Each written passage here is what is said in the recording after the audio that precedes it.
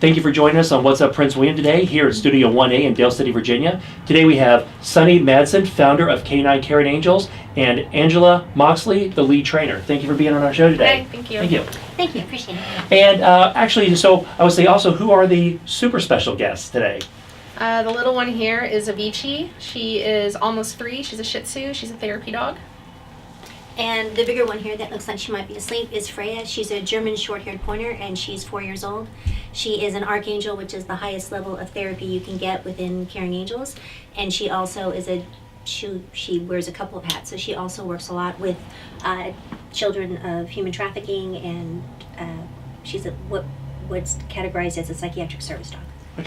So that also leads into basically what do you do here in the community, and basically, so how did you get started with the organization, and what all do you do? So obviously it's more than one thing. Well, yeah, it is.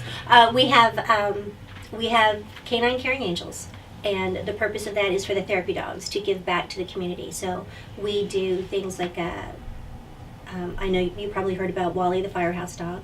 So that was one of the dogs that we trained and donated to the fire department. He's the first dog to ever live on site 24 hours a day with the fire department. We also train and donate service dogs to military families, children with special needs, and survivors of domestic violence. We also, the therapy dogs do Avicii does school. She goes to elementary schools, and we teach 4 or 5-year-olds how to greet a dog, when to approach a dog, how to meet them. They do books for buddies where they go to the library, and kids that are learning how to read to the dogs. Oh, great. Little things like that. And so what does it take to train a dog to do this? They have to have basic obedience. They have to be able to be in a public place and not, be hyper or jumping or barking. They still have to listen to you even with distractions present. And they have to be okay around other dogs and being handled by people, because a lot of people, when we bring them, they want to love on them. So tell me about the team that helps you train the dogs. The team is our sit trainers. There's 14 of us now, and basically they volunteer their own time, and they take the dogs in their home usually for 2 weeks to train them completely, so that way we can transfer the authority to the new owner. Sometimes we don't have an owner right away, in which case they even foster the dogs until we find a home for them. But it's really neat. The dogs are trained by professionals, so when we hand them over, they already know how to do everything. And so what motivates you to actually do all this? It's her baby. I started as a dog trainer.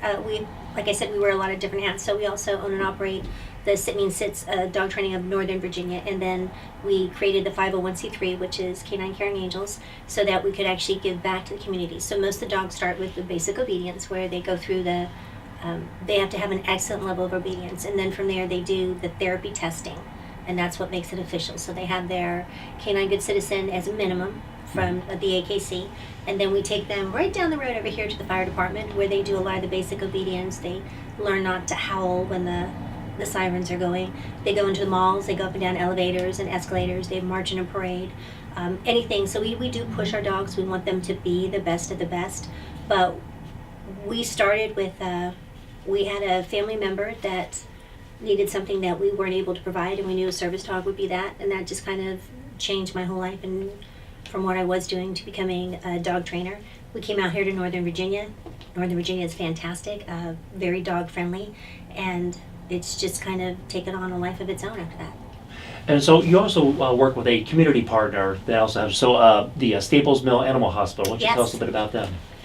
They actually sit on the board of directors, Michael and Stephanie Shane, and they are amazing. They take, when we have what we call our warrior dogs, those are the dogs that we train.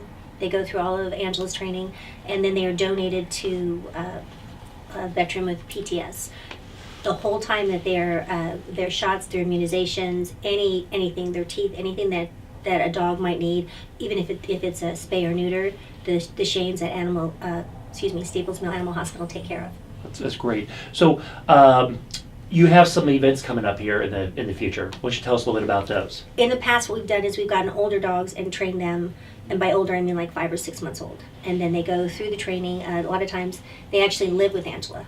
So she does what's called a board and train, and she pretty much ties them to her hip and bring them everywhere. Everywhere, yeah. to get them up to a level of obedience before we can find a match that's a good fit for what that soldier or that family member needs.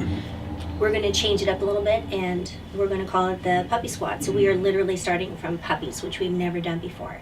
And we are looking for 6 really good candidates that are local, that are here in Prince William or Fauquier County or Fairfax, that have a medical need for a psychiatric service dog. And we're going to have 2 pointers.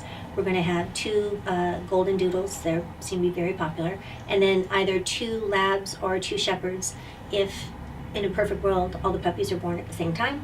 And once the Staples Mills gives them the thumbs up that they're healthy dogs, then we want to match them with soldiers, and the goal is for them to work together as a squad.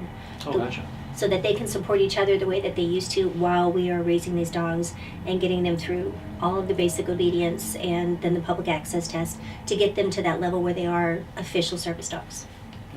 So how can people get involved with your program, and can they also just donate to your program? Oh, that would be wonderful. Yes, they can go to K-9 Caring Angels. It's K9caringangels.org, and they can donate or they can contact us directly. It's sunny.caringangels@gmail.com.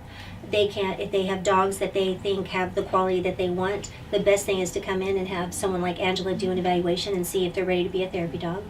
And then if they have a family member that they think we could help them with a service dog, just give us a call.